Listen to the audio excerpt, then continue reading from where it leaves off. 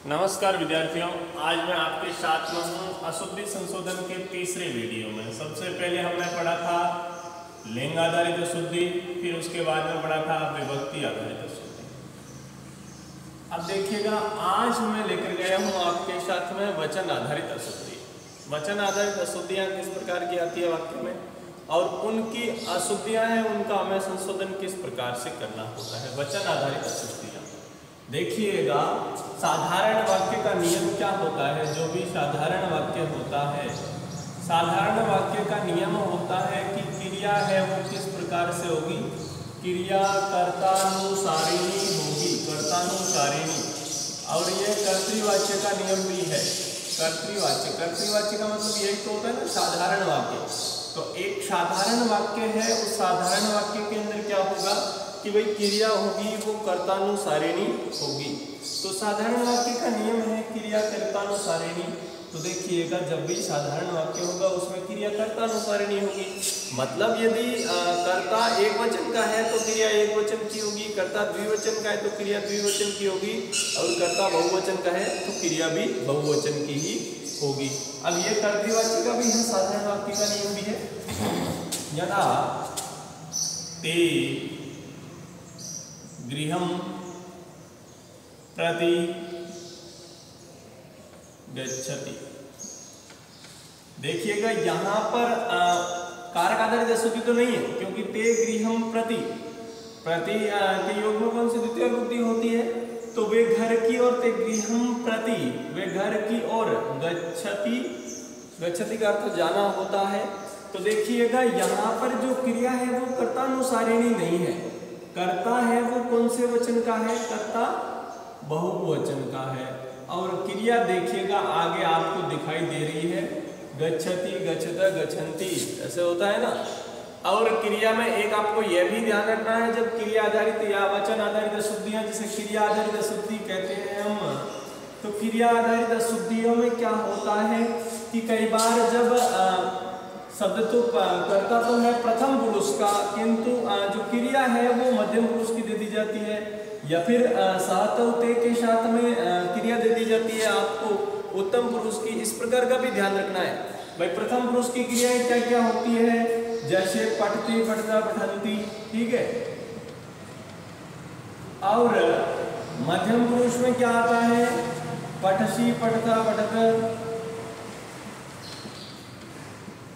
और उत्तम पुरुष में क्या आता है, तो उत्तम पुरुष में आता है पठामी, पठावह, पठामह। तो इन चीजों का भी ध्यान रखना है। अशुद्धि संशोधन इसीलिए आपके सामने किसी भी प्रकार की अशुद्धियां मिल सकती है वाक्य के अंदर, वाक्य को पूरा ध्यान देना है, फिर उसकी संशोधन करना है।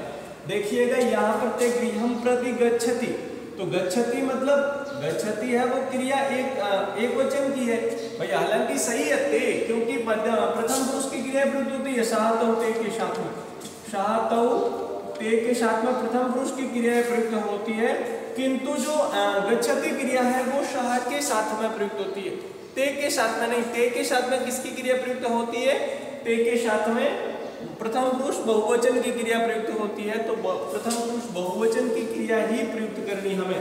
तो ते गृहं प्रति गच्छन्ति, यह हो गया हमारा शब्द। ते गृहं प्रति गच्छन्ति, यह है यहाँ पर गच्छति लिखा हुआ, अर्थात क्या है, वचन आधारित अशुद्धि है। यहाँ पर वचन की अशुद्धि की हुई है। मतलब देखिएगा, क्रिया है वो कर्तानुसारिणी नहीं होकर के इससे भिन्न हुई है। जैसे त्वं पाठं पठतः। देखिएगा, यहाँ पर भी वचन आधारित अशुद्धि कर दी है, क्योंकि देखिएगा त्वं कर्ता क्या है, त्वं पाठं पठतः। जब त्वं करता हो तो उसके साथ में पठ धातु का कौन सा रूप होना चाहिए, पठ धातु का रूप होना चाहिए मध्यम पुरुष और एक वचन का रूप। क्या यहाँ पर मध्यम पुरुष एक वचन का रूप दिया हुआ है? नहीं, यहाँ पर किसका दिया हुआ है, मध्यम पुरुष ही दिया हुआ है, किंतु द्विवचन का रूप दिया हुआ है। तो जब हम इसकी अशुद्धि है वो संशोधित करेंगे, अर्थात इस अशुद्धि को हटाएंगे, जब हम इस अशुद्धि को हटाएंगे तो हमें यहाँ पर क्या रूप लिखना होगा, इसका मध्यम पुरुष एक वचन का रूप लिखना होगा, तभी हमारा ये वाक्य शुद्ध होगा। तो देखिएगा, त्वम पाठम पठसि, यह हो गया इसका शुद्ध रूप। त्वम पाठम पठसि, यह हो गया इसका शुद्ध रूप। तो ध्यान रखना इन चीजों के अंदर है कि भाई यदि कर्ता एक वचन का है तो क्रिया एक वचन की होगी, कर्ता द्विवचन का है तो क्रिया द्विवचन की, और कर्ता बहुवचन का है तो क्रिया बहुवचन की। जैसे देखिएगा, पहले मैं आपको बता चुका हूं, यदि आपके पास में कर्ता हो अहम, आवाम और वयम, तो यहाँ पर जो क्रियाएं प्रयुक्त होगी वो अहम, आवाम और वयम, ये तीन ही शब्द है जिनके साथ में क्रियाएं प्रयुक्त होगी आपके उत्तम पुरुष की। पठामी, पठावा, पठाम, आम के साथ में तो पठामी क्रिया प्रयुक्त होती है, मतलब मध्यम पुरुष एक वचन की क्रिया, चाहे धातु कोई दूसरी हो सकती है। आवाम के साथ में पठावा अर्थात पठावा, गछावा, लिखावा, हसावा इस प्रकार से प्रयुक्त होती है। तो आवाम के साथ में द्विवचन की और वयम के साथ में बहुवचन की। फिर देखिएगा, शब्द रहता है त्वम, युवाम और यूयम, इन शब्दों के साथ हमें मध्यम पुरुष की क्रियाएं प्रयुक्त होती है।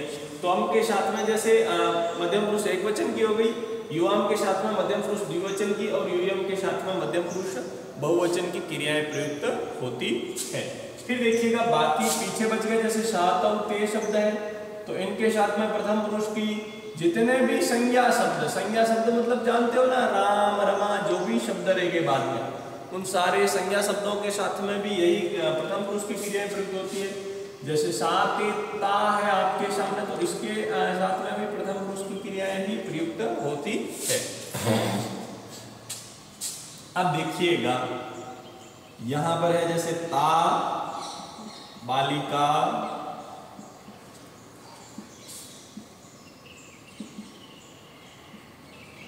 नृत्यंती। अब यहाँ पर भी वचन आधारित अशुद्धि है, सॉरी ता तो लिखिए तो फिर क्या अशुद्धि रहेगी।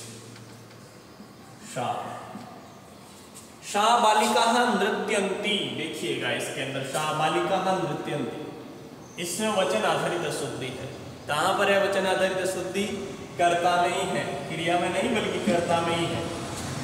देखिएगा, बालिका शब्द किसका प्रयुक्त हुआ है? यहाँ देखिएगा, बालिका शब्द के लिए ये क्या हुआ है? विशेषण प्रयुक्त हुआ एक तरह से। तो जव विभक्ति विशेष्य में जिस प्रकार का विशेष्य होगा उसी प्रकार का विशेषण होना चाहिए ना। मतलब ये सर्वनाम शब्द प्रयुक्त हुआ है, हम इसे विशेषण भी कह सकते हैं। सर्वनाम शब्द प्रयुक्त होता है। भाई सर्वनाम शब्द कौन से कहलाते हैं?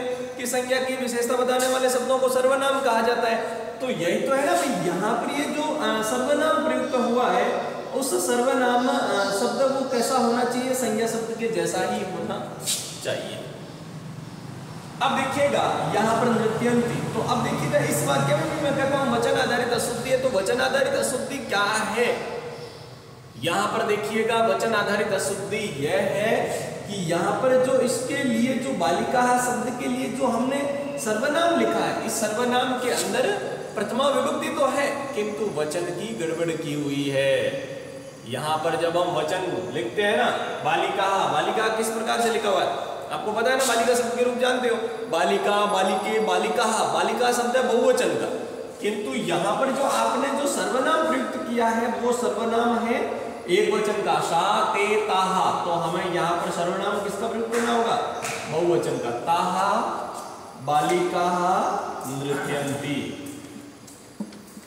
तो देखिएगा यहाँ पर जो अशुद्धि हुई थी, यह जो सर्वनाम शब्द है वो सर्वनाम शब्द प्रयुक्त हुआ था, यहाँ पर एक वचन का था, किंतु यहाँ पर जो संज्ञा शब्द आया हुआ है वो संज्ञा शब्द बहुवचन का था। तो यहाँ पर जो हमने इसका सर्वनाम शब्द लिखा था इसमें अशुद्धि कर दी थी, और वो भी अशुद्धि किस प्रकार की थी? वचन आधारित अशुद्धि थी। तो इस वचन आधारित अशुद्धि है वो हमें सुधारने के लिए एक तो क्रिया में ध्यान रखना होगा, प्लस यहाँ पर जो वाक्य का कर्ता है, कर्ता से पहले जो हम सर्वनाम लिखते हैं या फिर उसे विशेषण कहे उसमें भी ध्यान रखना होगा। और एक जो आपके संख्या आधारित वाक्य आते हैं, यथा बालिका त्रयम विद्यालयम प्रति गच्छन्ति। अब देखिएगा इस प्रकार के वाक्यों में भी वचन आधारित अशुद्धियां होती है। क्यों? देखिएगा ये वाक्य क्या है आपके सामने, बालिका त्रयम विद्यालयम प्रति गच्छन्ति। अब देखिएगा जब तीन का बोध करवाता है, तीन का बोध मतलब किसका बोध होता है? बहुवचन का होता है, बहुवचन का बोध होता है। किंतु जो ये बालिका शब्द आ गया है वो बालिका शब्द हमें किसका बोध करवाता है? इससे पहले आ गया, देखिएगा संख्या से पहले। यहाँ पर संख्या को महत्व नहीं देना है। जब यदि तिस्र बालिका हो, इस प्रकार का वाक्य हो, तिस्र बालिका विद्यालयम प्रति गच्छन्ति, तो वहां पर तो क्रिया क्या होगी? बहुवचन की ही होगी। विद्यालयम प्रति गच्छन्ति क्रिया बहुवचन की होगी। किंतु जब आपके सामने यहाँ पर ये जो त्रयम शब्द लिखा हुआ है, त्रयम शब्द इस संज्ञा शब्द की यदि संख्या है वो संज्ञा शब्द के बाद में लिखी हुई है, ऐसी स्थिति में हमेशा ध्यान रखना क्रिया एक वचन की ही होगी, द्विवचन या बहुवचन की नहीं होगी। यदि संज्ञा शब्द संख्या से पहले लिखा हुआ है, ऐसी स्थिति में क्रिया है वो एक वचन की ही होगी, द्विवचन या बहुवचन की नहीं होगी। तो देखिएगा यहाँ पर लिखा हुआ है बालिका त्रयम विद्यालयम प्रति गच्छति होगा, गच्छन्ति नहीं होगा बल्कि गच्छति होगा। तो ध्यान रखना जब संज्ञा शब्द है वो संख्या से पहले लिखा हुआ हो, ऐसी स्थिति में क्रिया है वो एक वचन की ही होगी। धन्यवाद।